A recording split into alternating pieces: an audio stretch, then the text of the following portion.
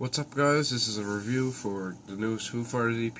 Just came out about 2-3 weeks ago, and this is a surprise release that was recorded in, I believe, October at the St. Cecilia Hotel.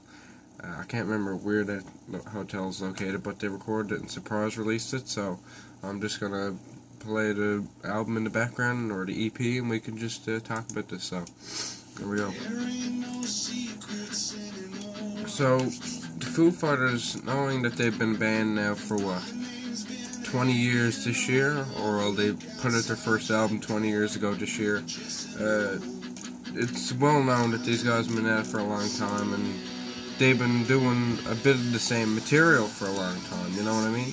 Like the same, like, rock tracks, like really radio friendly, you could say. But they aren't just 100% radio friendly, you know, like sometimes they'll try to stick in a bit of like un-radio friendly stuff into their music, even though it doesn't always sound like that.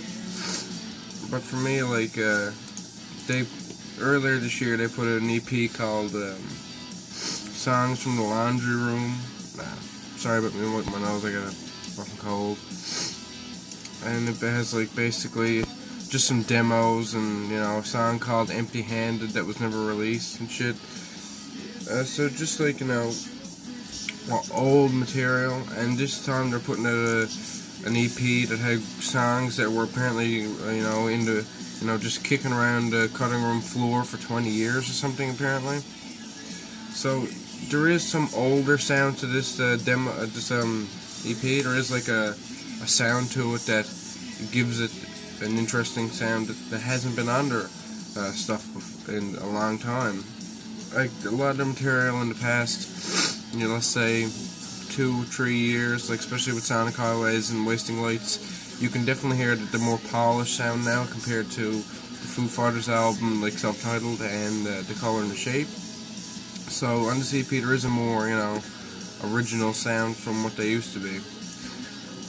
And you know, they're releasing this on a 10-inch EP, you know, 10-inch, or I don't know if it's 10-inch or 12-inch single, but either way they're releasing it on some kind of format like that. So let me just get right into this review, and also this is released on their usual record label and all that blah blah blah.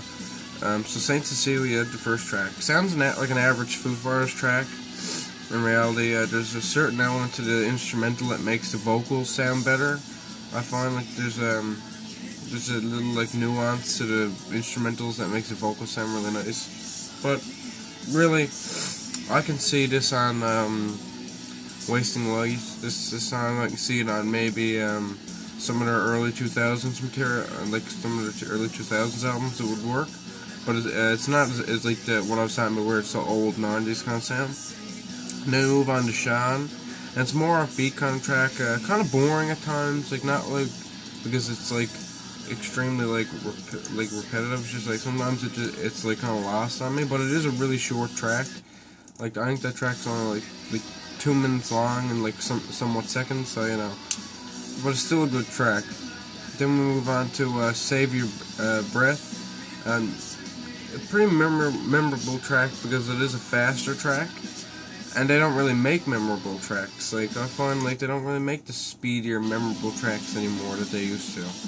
There's one or two, but like you can hear, it's like sounds more punky, and it's pretty nicely played and makes the EP more energetic.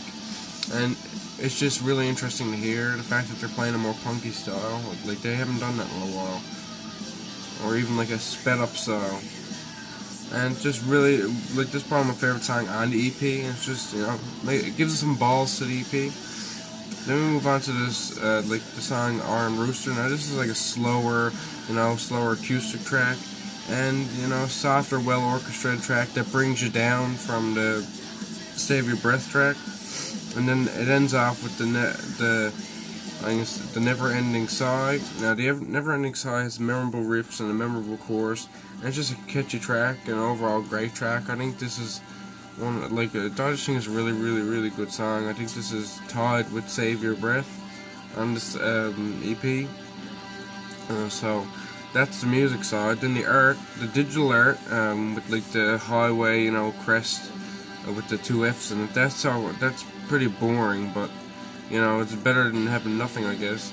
But I like the vinyl art, and I think it looks really cool and retro, and it'll probably look just really great on a vinyl cover. And then that's basically it. That's all the shit I gotta say about this. It's just an average Foo Fighters release, you know. A nice surprise for Foo Fighters fans, seeing as it was a surprise release. And you know, the sound of it is a little bit, you know, grittier at times than their other stuff. But I'm not saying that, like, you know, that it's actually gritty and raunch. It's not. But it's just a little bit, you know, more sped up and a little bit more, you know, energetic at times, which is good. So I hope you guys like this review. I give this EP a 77 out of 100. So yeah, tell me what you thought of it in the comments, you know. I know a lot of people who are subscribed to me probably don't like the Foo Fighters. They're probably here for the metal content, but I like the Foo Fighters. They're a band I grew up with, and I like reviewing albums of bands that aren't metal as well. So if you like this review, just you know, tell me what you think of the album itself or the EP itself, and have a great day, guys.